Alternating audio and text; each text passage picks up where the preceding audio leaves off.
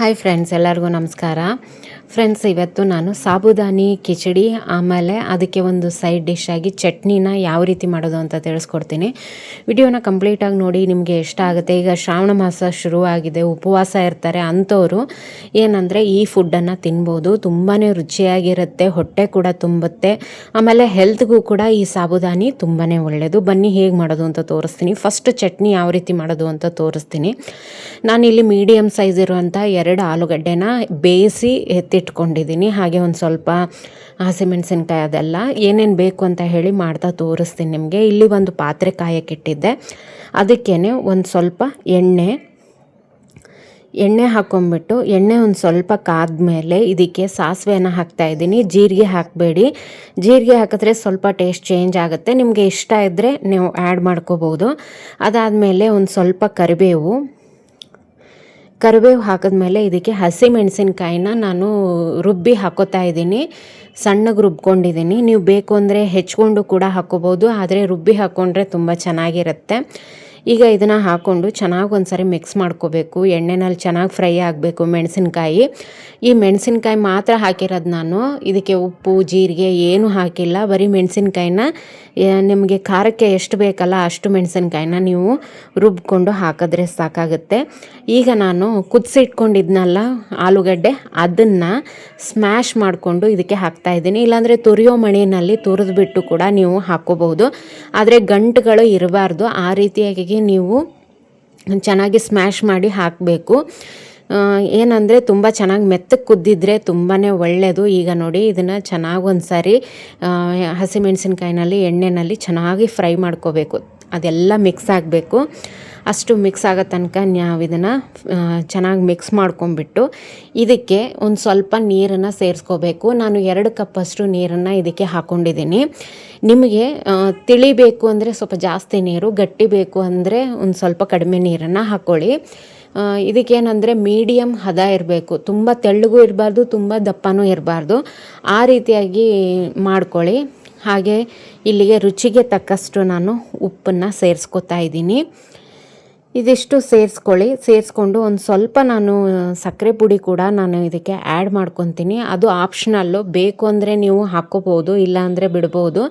ಚೆನ್ನಾಗಿ ಮೊದಲು ನೀರಲ್ಲಿ ಚೆನ್ನಾಗಿ ಒಂದು ಸಾರಿ ಮಿಕ್ಸ್ ಮಾಡ್ಕೊಂಬಿಡಿ. ಮಿಕ್ಸ್ ಮಾಡಿಕೊಂಡು ನಾನಿಲ್ಲಿ ಸಕ್ಕರೆ ಪುಡಿನ ಹಾಕ್ತಾಯಿದ್ದೀನಿ. ಆಮೇಲೆ ಇದಕ್ಕೆ ಅರಿಶಿನ ಅದೇನು ಹಾಕೋ ಅವಶ್ಯಕತೆ ಇಲ್ಲ, ಹಾಗೇ ಕಲರ್ ಚೆನ್ನಾಗಿರುತ್ತೆ. ಆಮೇಲೆ ಏನಂದರೆ ಇದಕ್ಕೆ ಒಂದು ಸ್ವಲ್ಪ ನಿಂಬೆಹಣ್ಣು, ಇದನ್ನು ಹಿಂಡಿಬಿಟ್ಟು ಚೆನ್ನಾಗಿ ಮಿಕ್ಸ್ ಮಾಡಿ ಒಂದು ಕುದಿ ಇದನ್ನು ಕುದಿಸಿ.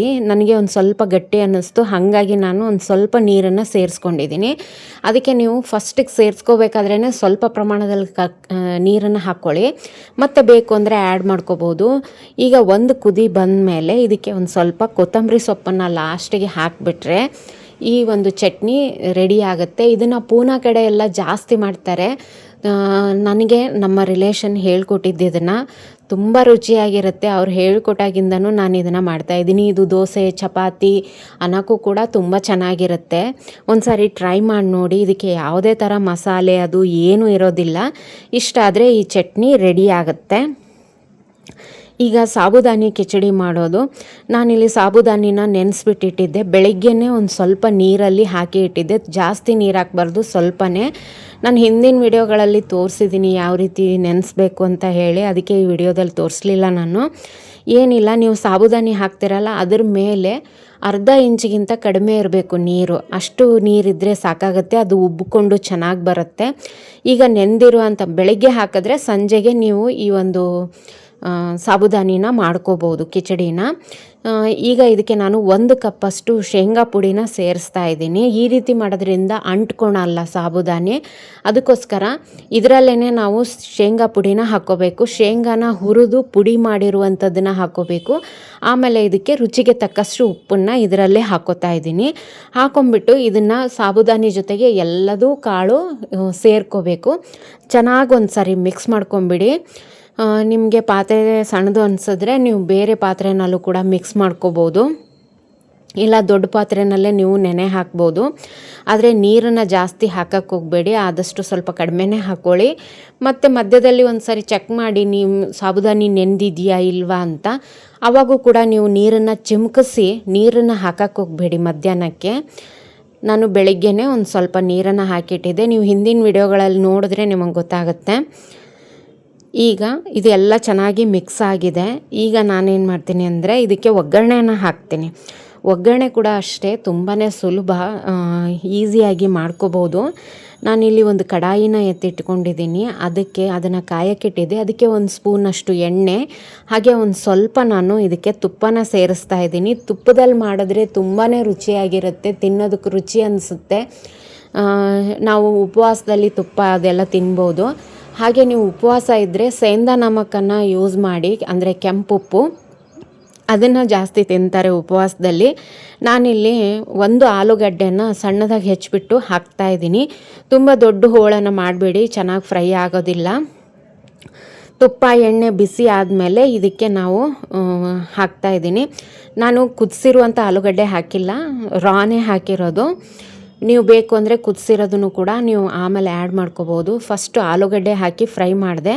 ಅದಾದಮೇಲೆ ಇದಕ್ಕೆ ಹಸಿಮೆಣಸಿನ್ಕಾಯಿ, ಕರಿಬೇವು, ಜೀರಿಗೆ ಹಾಕ್ಕೊಳ್ಳಿ. ಸಾಸಿವೆ ಹಾಕೋಬಾರ್ದು, ಜೀರಿಗೆ ಮಾತ್ರ.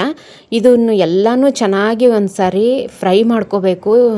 ಹಸಿಮೆಣಸಿನ್ಕಾಯಿ ಫ್ರೈ ಆದಮೇಲೆ ನಾವೇನು ಮಿಕ್ಸ್ ಮಾಡಿ ಇಟ್ಕೊಂಡಿದ್ವಲ್ಲ ಸಾಬುದಾನಿ, ಉಪ್ಪು ಮತ್ತು ಶೇಂಗಾ ಪುಡಿ, ಅದನ್ನು ಇದಕ್ಕೆ ಆ್ಯಡ್ ಮಾಡ್ಕೊಳ್ಳಿ. ನೋಡಿ ಎಷ್ಟು ಬಿಡಿ ಬಿಡಿಯಾಗಿ ಬಂದಿದೆ ಅಂತ.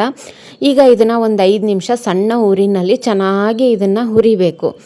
ಎಷ್ಟು ಚೆನ್ನಾಗಿ ಹುರಿತೀವಲ್ಲ ಅಷ್ಟು ಚೆನ್ನಾಗಿ ಇದು ರೆಡಿ ಆಗುತ್ತೆ. ಇನ್ನೇನಂದರೆ ಅದು ನಮಗೆ ಹುರಿದಿದೆ ಅಂತ ಹೇಗೆ ಗೊತ್ತಾಗುತ್ತೆ ಅಂದರೆ, ಆ ವೈಟ್ ಕಾಳು ಏನಿದೆಯಲ್ಲ ಅದೆಲ್ಲ ಟ್ರಾನ್ಸ್ಪರೆಂಟ್ ಕಲರ್ ಆಗುತ್ತೆ ನೋಡಿ, ಈ ರೀತಿ ರೆಡಿ ಆಗುತ್ತೆ. ಕೈ ಬಿಡ್ದಂಗೆ ಚೆನ್ನಾಗಿ ನಾವು ಇದನ್ನು ಕಲಿಸ್ಬೇಕು. ಅದರಲ್ಲೂ ಕಬ್ಬಿಣದ ಕಡಾಯಿನಲ್ಲಿ ಮಾಡಿದ್ರೆ ಇನ್ನೂ ರುಚಿ ಜಾಸ್ತಿ ಅಂತಲೇ ಹೇಳ್ಬೋದು. ಈಗ ಇದು ರೆಡಿಯಾಗಿದೆ. ಈಗ ಇದಕ್ಕೆ ನಾನು ಒಂದು ಸ್ವಲ್ಪ ಕೊತ್ತಂಬರಿ ಸೊಪ್ಪನ್ನು ಆ್ಯಡ್ ಮಾಡ್ತಾಯಿದ್ದೀನಿ. ನೀವು ಬೇಕು ಅಂದರೆ ಉಳ್ಳಾಗಡ್ಡಿ ಕೂಡ ಒಗ್ಗರಣೆ ಹಾಕ್ಕೋಬೋದು, ಬಟ್ ಉಪವಾಸದಲ್ಲಿ ಉಳ್ಳಾಗಡ್ಡಿ ಬಳಸಲ್ಲ ಕೆಲವೊಬ್ಬರು, ಹಾಗಾಗಿ ನಾನಿವತ್ತು ಮಾಡಿಲ್ಲ. ನೋಡಿ, ಕೊನೆಯದಾಗಿ ಕೊತ್ತಂಬರಿ ಹಾಕಿದ್ರೆ ಈ ಏನಂದರೆ ಸಾಬುದಾನಿ ಕಿಚಡಿ ರೆಡಿ ಆಗುತ್ತೆ.